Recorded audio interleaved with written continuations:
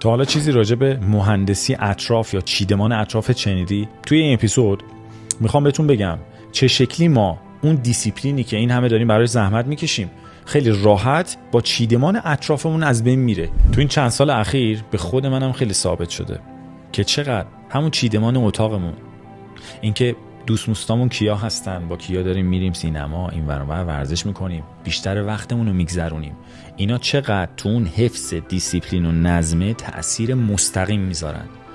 همش هم ما فکر میکنیم یا خودمون دوست داریم که بگیم نه ما قهرمان زندگی خودمونیم، هر کاری که ما دلمون میخواد میتونیم انجام بدیم. علم چیز دیگه ای به ما میگه که آقا بخش بزرگی از رفتارهای ما بیشتر از شخصیت ما نیست، اینکه محیط اطراف ما و اون آدما چقدر به ما تأثیر میذارن خیلی مهمتره.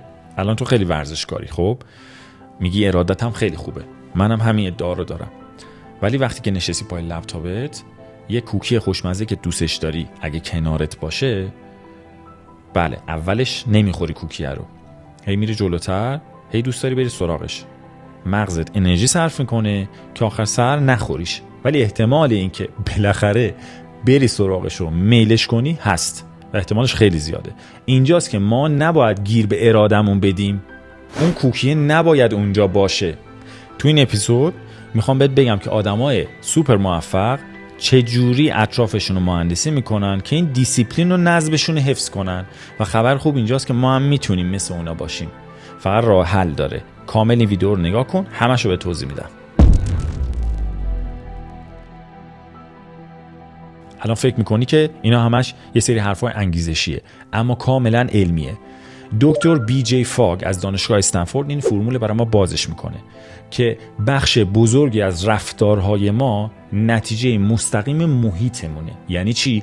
یعنی اگه یه در واقع محرکی اطراف ما باشه 100% مغز ما ناخودآگاه بهش داره واکنش نشون میده. دقیقا مثل اون کوکیه که وقتی کنارت باشه هی جلو خودتون میخوای بگیری نری سراغش. جیمز کلیر به این موضوع چی میگه؟ میگه معماری انتخاب. یعنی چی؟ یعنی که اگه تو شبا برنامه‌ریزی کردی که بشینی کتاب بخونی ولی گوشیت کنارته، خب اینجوری کار سخت میشه. مطمئنم تو هم تو این تله بارها گیر کردی، چون مغز ما دنبال اون پاداشای خیلی سریعی که گوشی ما داره به ما میده. حالا راز اون آدمای موفق چیه؟ اونا ارادهشون از من و شما بیشتر نیست، فقط خیلی هوشمندانه کار میکنن و خیلی زرنگن. خودشون تو محیطی قرار نمیدن که ارادهشون بیاد پایین و تصمیم اشتباه بگیرن. بذار یه قصه شخصی بگم، اونم این که خود من شبا وقتی میخواستم بخوابم گوشی رو میذاشتم کنارم. چرا؟ به خاطر اینکه آلارمش رو ست میکردم صبح از خواب بیدار شم. اما قبل از اینکه بخوابم میگفتم 5 دقیقه برم تو اینستا ببینم چه خبره، دایرکتمو چک بکنم، اون فیلم رو مثلا ببینمش، چک بکنم، بگیرم بخوابم. 5 دقیقه میشد نیم ساعت، میشد 1 ساعت، 2 ساعت و من خوابم دیر میشد. ریکاوری بدنم تعطیل، خواب تعطیل، خواب عمیق و کافی ندارم. صبح خسته و کوفته و عصبانی میرفتم باشگاه بالا سر بچه‌ها، چون همیشه صبح زود بیدار میشم. پس کی این داستان عوض شد؟ وقتی که من گوشی رو گذاشتم بیرون اتاق خوابم، دیگه کنارم نذاشتم برای اینکه آلارمش بخواد بزنه، صداشو زیادتر کردم، گوشی گذاشتم بیرون اتاق و من دیگه شبا دم دستم نیست گوشی برم توش 5 دقیقه 1 ساعت 2 ساعت چک بکنم چیزی و خوابم کافی تر شده، بدنم بهتر شده، ریکاوری بهتر شده و بهتر میتونم بگیرم بخوابم. محیط ما هم فقط اتاق خواب و باشگاه نیست. یکی از تاثیرگذارترین محیط‌ها همون گوشی تلفنته، همون اپای صفحه اولشه، مثل اینستا که اصلا طوری طراحیش کردن که من و جنابالی هی بریم اون تو وقت بگذرونیم، هی اون پاداشا و دوپامینای سریع رو برای مغزمون تولید بکنن که معتادشون بشیم. هرچی بیشتر هم اون تو باشیم اونا بیشتر کیف میکنن. حالا پیشنهاد من برای تو چیه؟ دقیقاً همون کاری که خودم دارم انجام میدم. فقط نوتیفیکیشن ها برای واتساپ بازه، برای تلگرام بازه، حالا اینا چیزایی که من بیشتر دارم باش کار میکنم. برای اینستا نوتیفیکیشن بسته است. برای یوتیوب اگر بازه فقط برای من باز نگرده، برای بقیه رو ببند. من شوخی میکنم، ولی هرچی نوتیفیکیشن های ضروریت باز باشه بهتره. چرا؟ چون هی مغزت نمیبینتش بری دنبالش. حتی مثلا من اومدم چیکار کردم؟ فولدر بندی کردم تو گوشیم. اینستا جلو چشم نیست، تو فولدر سوشیال مدیاست. بعد فولدر رو باز کنم بیاد بالا ببینمش، کلیک کنم، بعد برم تو اینستا. همین باعث میشه چون جلو چشم نیست راحت‌تر من میتونم نرم سراغش. مغز دقیقاً همین شکلی میتونیم ساده سازی کنیم براش که دیرتر یادش بیفته بره سراغ اون دوپامینه. اصلا دیسیپلین واقعی یعنی همین، یعنی چیدمان هوشمند محیطمون که اتفاقا گوشیت هم جزء بشه.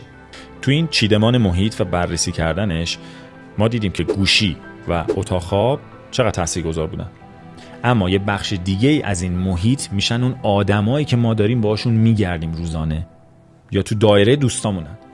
چه شکلی تاثیر دارن؟ بذار یه مثال شخصی بزنم. یه تیم سوپرلیگی بسکتبال بود که من داشتم تمرینشون میدادم، بدنسازی. یه سوپر تالنت، یه بازیکن فوق العاده با استعداد اومد تو تیم، قرار بود فیکس هم باشه. منتها چون اون بازیکن‌ها خیلی رو اعصاب منم بودم، چون دیسیپلین نداشتن، الواتی میکردن و گوش به حرف نمیدادن، اون بازیکنه چون داشت با اونا میگشت چه چیزی یاد گرفت؟ اینکه دیسیپلین نداشته باشه، اینکه چه شکلی شبا دیر بخوابه، اینکه اهمیت براش نداشته باشه که بخواد موفق بشه. اون بازیکن فیکس که نشد هیچ، من دیگه نشنیدم اصلا در چیزی ازش نشنیدم در سالهای بعد. پس متوجه شدیم که چقدر اون محیطی که اون بازیکن توش بود تأثیر داشت تو موفق نشدنش. دکتر نیکولاس کریستاکیس از هاروارد دقیقاً به همین موضوع اشاره میکنه. تو علم به این میگن سرایت اجتماعی. یعنی چی؟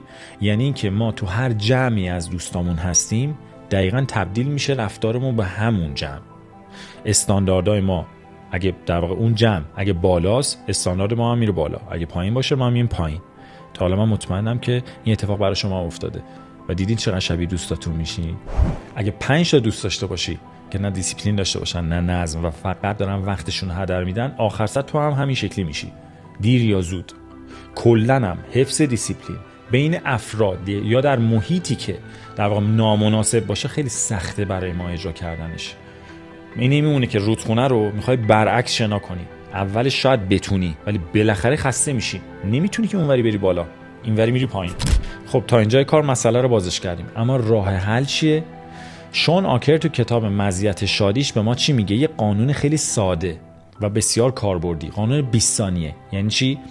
کاری که میخوایم انجام بدیم و 20 ثانیه آسونش کنیم. کاری هم که نمیخوایم انجام بدیم، عادتی رو میخوایم ترکش کنیم، 20 ثانیه سخت‌ترش کنیم. حالا یعنی چی؟ مثلا امشب میخوای کتابتو بخونی، کتابتو نذار تو کتابخونه، بذار بغل دستت، دور و برت باشه. میخوای شب زودتر بخوابی و نری تو گوشیت، مثل من گوشیو بذار بیرون اتاق خوابه. همین باعث میشه تو تنبل میشی، نری، میگی با حوصله‌ام نمیاد برم بیرون، برش دارم بخونم، نگاه بکنم، بعد بخوابم. همین استکاک کوچولویی که توی ساده کردن یا سخت‌تر کردن کارت درست میکنی دقیقاً همونه، دقیقاً همین کفایت میکنه. خلاصه کلام، توی این اپیزود با هم بررسی کردیم و متوجه شدیم که چه شکلی چیدمان محیط زندگیمون، هم از گوشی، چیدمان اتاق خواب یا حتی افرادی که دور و برمون هستن، دوستام و آشنایانمون، چقدر راحت دیسیپلینمون رو میتونن خراب کنن یا کمک کنن بهش. خب توی دیسکریپشن منابع رو گذاشتم، میتونین بریم ببینین. تو کامنت ها هم بهم بگین که کدومی که از این موارد، مثلا دوستاتون، گوشیتون، اتاق خوابه، محیط خونه است، چه چیزی باعث شده که شما بیشتر اذیت بشین تو حفظ دیسیپلینتون. تا اپیزود بعدی تمرین کن، رشد کن و دوام بیار. مرسی که گوش کردین. ارادت.